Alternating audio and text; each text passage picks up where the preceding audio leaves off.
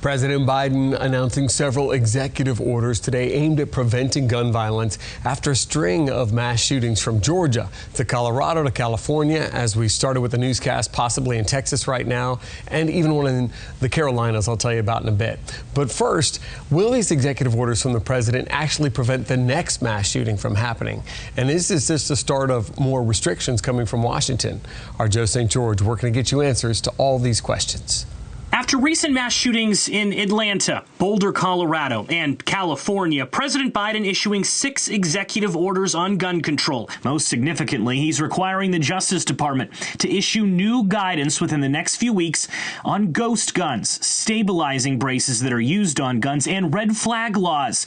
Ghost guns are handmade or self-assembled firearms that don't have serial numbers, and owners don't have to follow background check rules. Stabilizing braces make firing pistols easier, and they were used in Boulder. And red flag laws already exist in some states and allow law enforcement to take away guns from people deemed dangerous by a judge. This is an epidemic, for God's sake, and it has to stop.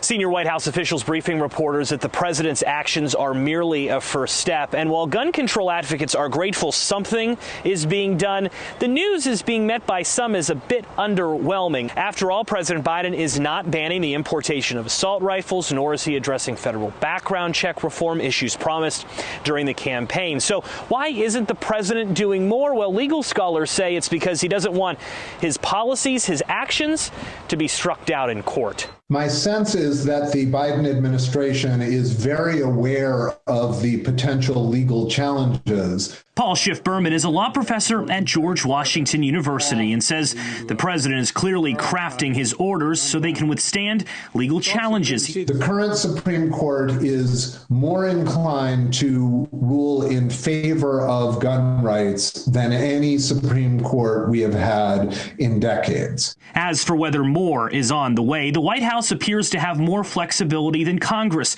where the issue remains polarizing. And on this topic, a lack of bipartisanship means the votes aren't there to change any laws. In Washington, I'm Joe St. George.